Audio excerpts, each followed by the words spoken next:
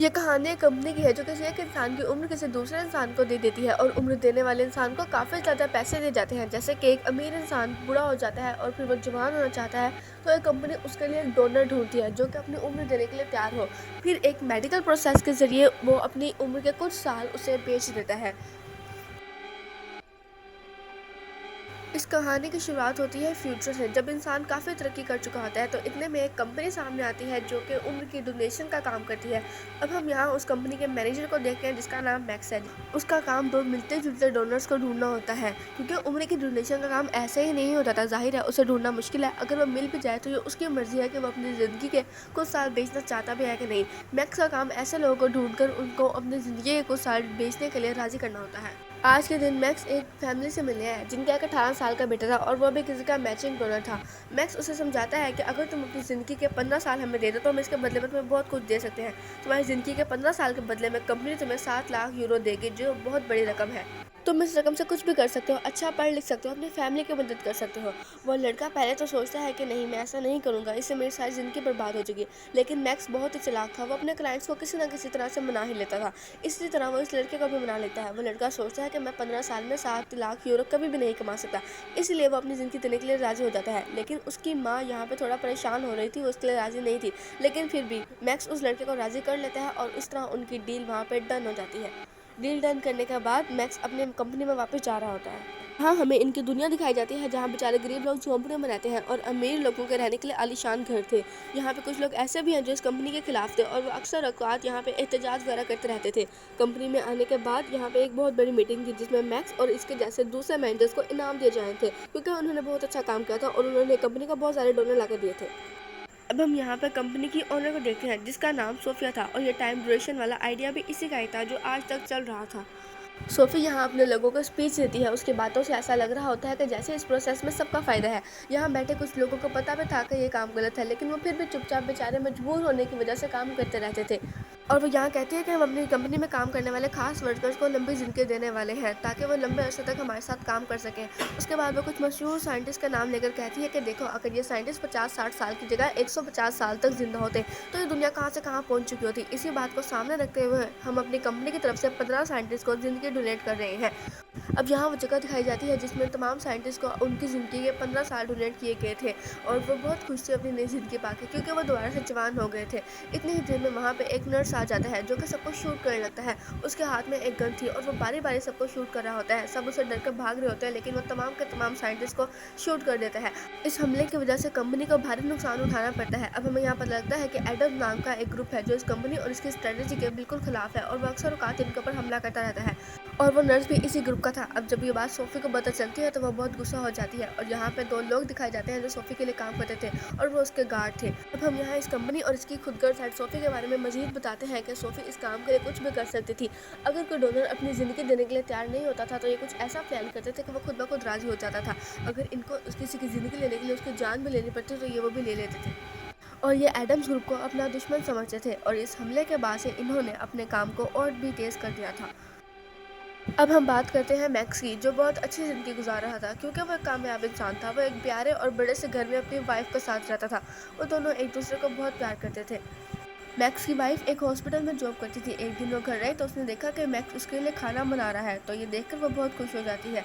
اب ہم بات کرتے ہیں اس گھر کے جس میں وہ لوگ رہ رہے تھے۔ وہ اس نے لون پہ لیا ہوا تھا، مطلب کہ قرضے پہ لیا ہوا تھا، اور ابھی تک لون بھی نہیں اتارا تھا، لیکن میکس کو پورا یقین تھا کہ وہ بہت جلد ہی لون اتار دے گا، اس لیے وہ بالکل ریلیکس رہتا تھا۔ ان دونوں میاں بیوی کو بچوں کا بہت شوق تھا، اور وہ اپنی زندگی مزے سے گزار رہے تھے۔ اب میکس کی وائف اپنے موم ڈیڈ سے ملنے ان کے گھر جاتی ہے۔ یہاں میکس کی وائف کے ڈیڈ بھی اس کی کمپنی کے بالکل خلاف تھے، اور اکثر اوقات ان کی یہاں پہ بحث ہو جایا کرتی تھی، لیکن ایڈمز اپنی کمپنی کو برا نہیں کہہ سکتا تھا۔ وہ انہیں سمجھانے کی کوشش کرتا تھا کہ دیکھو ہم کتنی محنت کرتے ہیں۔ اس کے بعد شام کو جب یہ لوگ گھر جا رہے ہوتے ہیں تو یہ دیکھ کر ان کے ہوش اڑ جاتے ہیں کہ ان کی پوری بلڈنگ کو آگ لگ چکی ہے اور ان کا پورا گھر جل چکا ہے۔ یہ سب دیکھ کر میکس کی وائف بہت پریشان ہو جاتی ہے۔ میکس اسے تسلی دیتا ہے کہ تم پریشان مت ہو، صرف گھر کے سامان کا نقصان ہوا ہے، لون آگ لگنے کی وجہ سے انشورنس والے چکا دیں گے۔ झटका तो उन्हें तब लगता है जब वो लोग ऐसा करने से इनकार कर देते हैं, क्योंकि उनका कहना था कि आग मोमबत्ती की वजह से लगी है, जो कि उनकी अपने ही लापरवाही थी, इसलिए कंपनी किसी भी नुकसान की भरपाई नहीं करेगी। ये सुनकर दोनों मियाँ बीवी बहुत परेशान हो जाते हैं, क्योंकि लोन बहुत ज़्यादा था। अगर मैक्स सारी ज़िंदगी भी नौकरी करता रहता तो कभी भी ये लोन नहीं चुका सकता था, क्योंकि लोन पूरे 2.5 मिलियन यूरो था। अब दोनों मियाँ बीवी परेशानी की हालत में अपने वकील के पास जाते हैं। वो बताती है कि अब आप लोगों के पास एक ही सिक्योरिटी है जिससे आप लोग अपना लोन चुका सकते हो। वो बताती है कि लोन लेते वक्त मैक्स की वाइफ ने एक सिक्योरिटी पर साइन किए थे कि अगर वो लोग लोन ना चुका पाए तो वो अपनी ज़िंदगी के 40 साल एक बैंक को डोनेट कर देगी। ये सुनकर मैक्स काफ़ी परेशान हो जाता है, क्योंकि वो बात इसे अब पता चली थी, लेकिन अब ये लोग बहुत बड़ी मुश्किल में फंस चुके थे। अब इनके पास और कोई भी रास्ता ना था, क्योंकि उसे 40 साल देने पड़ने थे या फिर लोन चुकाना पड़ना था। यहाँ पर मैक्स कहता है कि ऐसा मैं करूँगा, अपनी ज़िंदगी के 40 साल मैं डोनेट करूँगा। लेकिन प्रॉब्लम ये था कि मैक्स के जैसा कोई भी इंसान नहीं था, लेकिन उसकी वाइफ वो जैसा था। वो लोग बैठे बिठाए एक बहुत बड़ी मुश्किल में फंस चुके थे, इस वजह से वो बहुत परेशान थे। लेकिन वो फिर भी उसे हौसला देता है कि तुम फिक्र मत करो, मैं कोई ना कोई हल निकाल लूँगा, यकीनन कोई रास्ता निकल आएगा। जब वो दोनों अपने वकील के ऑफिस से बाहर निकलते हैं तो पुलिस मैक्स की वाइफ को पकड़ लेती है और उसे बंदी बना लेते हैं, क्योंकि बैंक के कानून बहुत ही सख्त है, कहीं वो भाग ना जाए। जब मैक्स को कोई रास्ता नहीं मिलता तो वो अपनी कंपनी की ओनर सोफी के पास जाता है और उससे मदद मांगता है।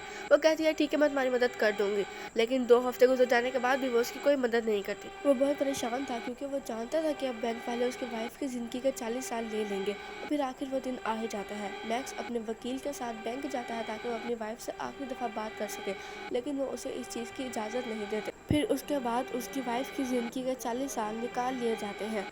फिर उसके बाद वहाँ पे उनका लोन ख़त्म हो जाता है। फिर मैक्स अपनी वाइफ को लेकर अपने घर वापस चला जाता है। वो दोनों काफ़ी परेशान थे, क्योंकि अब उसकी वाइफ बूढ़ी होने शुरू हो गई थी, लेकिन मैक्स अभी भी कोशिश कर रहा था कि वो किसी न किसी तरीके से अपनी वाइफ को दोबारा से जवान कर ले। बूढ़ी होने की वजह से उसकी वाइफ बहुत ज़्यादा उदास रहने लगी थी। उसने खाना पीना बिल्कुल छोड़ दिया था और वो बहुत ही कमज़ोर होने लगी थी। एक दिन वो पार्क में बैठा होता है कि उसके पास एक बच्ची नशा बेचने के लिए आती है। वो उससे नशा तो नहीं खरीदता, लेकिन उस बच्ची को याद रख लेता है। मैक्स से अपनी वाइफ को यह हालत देखी नहीं जाती, तो वह इरादा कर लेता है कि जिससे भी उसकी वाइफ की एज मिली है वो उससे उसकी उम्र वापस लेकर ही रहेगा। मैक्स अपनी वाइफ को उसके मोम डैड के घर छोड़ आता है। उसके मोम डैड उसकी ये हालत देखकर मैक्स को ही कसूरवार ठहराते हैं। मैक्स कहता है आप फिक्र ना करें, मैं अपनी वाइफ को ठीक करके ही रहूँगा, चाहे मुझे इसके लिए जो मर्जी करना पड़े। मैक्स उस बच्ची के पास आता है जो उस दिन पार्क में नशा बेचने आई थी। असल में वो एक बच्ची नहीं थी, उसने भी इस प्रोसेस के जरिए अपनी उम्र कम करवाई थी। मैक्स उससे जानना चाहता था कि आखिर तुमने ये सब कुछ कैसे किया। वो बताती है कि उम्र लेने के लिए आपके पास यूरो होने चाहिए और उम्र देने और लेने वाले दोनों इंसान। इसके लिए आपको रिश्ते जाना पड़ेगा, और मैक्स इस चीज़ के लिए मान भी जाता है। रशिया जाने से पहले वो ये बात पता लगाना चाहता था कि आखिर कौन है जिसे उसकी वाइफ की उम्र दी गई है। फिर जब उसे पता लगता है कि वह एक लड़की है जिसे उसकी वाइफ की उम्र दी गई है, तो वो उस लड़की को वहाँ से अगवा कर लेता है। उसके बाद वो अपनी वाइफ के पास जाता है और उसे सब कुछ बता देता है। इसके लिए उसकी वाइफ भी एग्री हो जाती है। वैसे ही ऐसा कौन इंसान है जो दोबारा से जवान नहीं होना चाहता। उसके बाद वो लोग अपनी तैयारी करते हैं और सब कुछ लेकर यहाँ से वो रशिया की तरफ रवाना हो जाते हैं।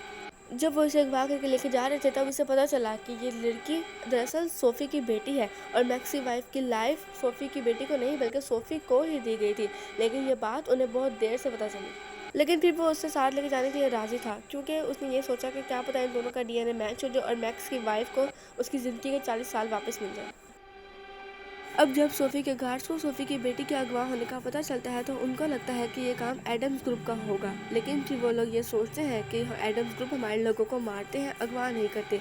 फिर वो दोनों अपने शातिर दिमाग से पता लगा लेते हैं कि ये काम किसी और का है। वो दोनों बहुत ही शातिर होते हैं और उनके पास हर चीज़ की एक्सेस यानी कंट्रोल होता है। फिर वो उससे पता लगा लेते हैं कि ये काम उनके वर्कर मैक्स का है, और आखिर वो ऐसा करता भी क्यों ना।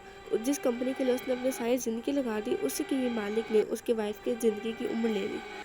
अब वो समुद्र के जरिए सोफ़ी की बेटी को लेकर बॉर्डर पार करते हैं। उन्होंने सोफ़ी की बेटी को एक बॉक्स में बंद कर रखा था। जब वो पोर्ट यानी बंदरगाह पर पहुंचते हैं, तो वहाँ सिक्योरिटी काफ़ी सख्त थी, जिसकी वजह से वो पकड़े भी जा सकते थे, लेकिन मजबूरी थी तो इसलिए आगे बढ़ना था। इसके लिए अब वो एक फैमिली का इस्तेमाल करते हैं, जिसकी गाड़ी में मैक्स, उसकी वाइफ और सोफ़ी की बेटी थी, जिसे उन्होंने बॉक्स से बंद कर रखा था। पुलिस को उसके ऊपर शक भी होता है, लेकिन मैक्स सब कुछ संभाल लेता है, और इस तरह से वो लोग आराम से बॉर्डर पार कर लेते हैं। फिर एक दिन जब वो उस लड़की के मुंह से कपड़ा हटाते हैं, तो वह लड़की उन्हें बताती है कि मैं सोफ़ी नहीं बल्कि सोफ़ी की बेटी हूँ। ये सुनकर मैक्स कहता है कोई बात नहीं, खून के रिश्ते एक जैसे होते हैं, मतलब मैच करते हैं, हम किसी भी तरीके से मैच करके मैनेज कर लेंगे और अपना काम कर लेंगे। یہ بات اس کی وائف کو تھوڑی سی بری لگتی ہے۔ اور پھر کچھ یہاں پہ صوفی کی بیٹی کہتی ہے کہ میں بھی اپنی ماں کی ان چیزوں کے خلاف ہوں، لیکن میکس اس کی بات پہ یقین نہ کرتے ہوئے صوفی کو دوبارہ سے باندھ دیتا ہے اور گاڑی میں بند کر دیتا ہے۔ اب وہ لوگ رات ایک خالی ہوٹل میں گزارتے ہیں۔ جب وہاں ہوٹل میں پہنچتے ہیں تو وہاں پہ صوفی کی بیٹی کہتی ہے کہ پلیز مجھے نہانا ہے، مجھے نہانے دو۔ یہاں پہ میکس کو اس سے تھوڑی ہمدردی ہوتی ہے اور وہ اسے واش روم میں لے جا کے دوسری طرف منہ کر کے کھڑا ہو جاتا ہے تاکہ کوئی دیکھ نہ سکے، لیکن صوفی کی بیٹی صوفی کی طرح کی ہی بہت چلاک ہوتی ہے۔ وہ اس کے سر پہ کسی چیز سے وار کرتی ہے اور وہاں سے بھاگ جاتی ہے۔ اب میکس کے سر پہ چوٹ لگتی ہے لیکن پھر بھی وہ اس کے پیچھے پیچھے بھاگنا شروع کر دیتا ہے، لیکن وہ زیادہ دیر تک نہیں بھاگ پاتی کیونکہ آگے پانی تھا اور اسے پانی سے ڈر لگتا ہے۔ وہ پانی میں تیرنے کے بجائے وہ پانی میں ڈوبنے لگتی ہے۔ وہاں پہ میکس کی وائف آ کے اس لڑکی کو بچاتی ہے اور پانی سے باہر نکالتی ہے۔ پھر میکس اور اس کی وائف اس لڑکی کو دوبارہ سے باندھ کے ہوٹل میں بند کر دیتے ہیں۔ ادھر صوفی اپنی اتنی بڑی ٹیم تیار کر لیتی ہے تاکہ وہ اپنی بیٹی کو چھڑوا سکے۔ اس کے 2 وفادار گارڈ اس کی ٹیم کے لیڈر بنتے ہیں کیونکہ وہ پچھلے 30 سال سے اس کے ساتھ کام کر رہے تھے اور وہ اپنے چلاکی سے میکس کی لوکیشن کا بھی پتہ لگا لیتے ہیں۔ اس کے بعد وہ لوگ میکس پر حملہ کرنے کی تیاری کرنے لگتے ہیں اور وہاں سفر کے لیے روانہ ہو جاتے ہیں۔ اگلے ہی صبح ایڈم گروپ اور اس کی لیڈر میکس کے کمرے میں پہنچ جاتی ہے کیونکہ ان کو میکس کے بارے میں سب کچھ پتہ چل چکا تھا۔ وہ پہلے اس تلاش میں تھے کہ انہیں کوئی ایسا ثبوت ملے جس کی وجہ سے وہ صوفی اور اس کی کمپنی کو کافی بھاری نقصان پہنچا سکے۔ خیر اب تو انہیں ایسا ثبوت مل چکا تھا کیونکہ صوفی کی بیٹی ان کے قبضے میں تھی۔ وہ ان تینوں کو وہاں سے لیتے ہیں اور بندی بنا لیتے ہیں۔ پھر میکس ان سے بات کر کے انہیں سمجھانے کی کوشش کرتا ہے کہ دیکھو ہمیں کچھ مت کہنا، میں تو خود اس کمپنی کے خلاف ہوں۔ ایڈمز گروپ کی لیڈر کہتی ہے ہاں میں جانتی ہوں کیونکہ صوفی خود جوان ہونا چاہتی تھی اور اس نے اپنا مقصد پورا کرنے کے لیے تم دونوں کا استعمال کیا ہے، کیونکہ اس پوری دنیا میں اس کا میچنگ ڈونر کوئی نہیں تھا سوائے تمہاری وائف کے، اس لیے اس نے وہ آگ لگوائی اور سارا پلان کیا تاکہ وہ تمہیں پھنسا سکے۔ یہ کمپنی اپنے مقصد کے لیے کچھ بھی کر سکتی ہے، انہوں نے جو بھی کیا تم لوگ کو پھنسانے کے لیے کیا تاکہ وہ تمہیں پھنسا کے تمہاری وائف کی ایج لے سکے اور خود جوان ہو سکے۔ میکس یہ سب سن کر بہت حیران ہو جاتا ہے۔ ادھر صوفی اور اس کی پوری ٹیم میکس پر حملہ کرنے کے لیے نکل چکی تھی اور ایڈم گروپ کی لیڈر بھی یہی چاہتی تھی کیونکہ وہ چاہتی تھی کہ وہ صوفی کو پکڑ سکے اور اس کے غلط کاموں کو سزا دے سکے تاکہ پوری دنیا اس کا تماشا دیکھ سکے۔ اب میکس کے پاس کوئی راستہ نہیں تھا، اگر وہ اپنی وائف کی جان بچانا چاہتا تھا تو اسے وہ کرنا پڑتا جو ایڈم گروپ کی لیڈر اسے کہتی تھی۔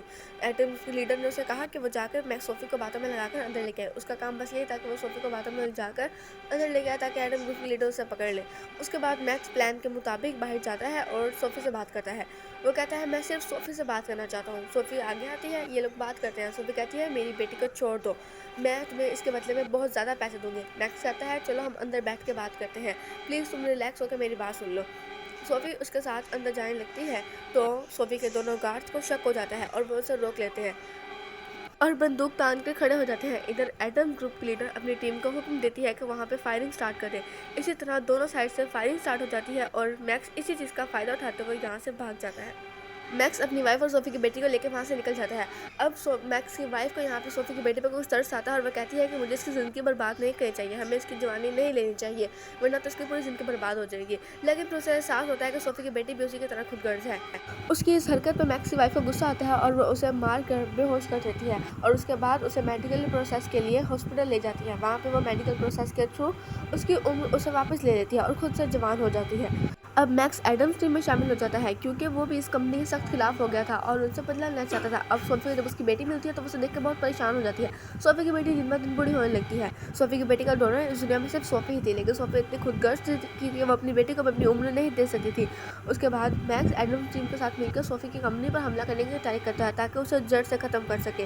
اور دوستوں اسی طرح یہ مووی یہاں ختم ہو جاتی ہے۔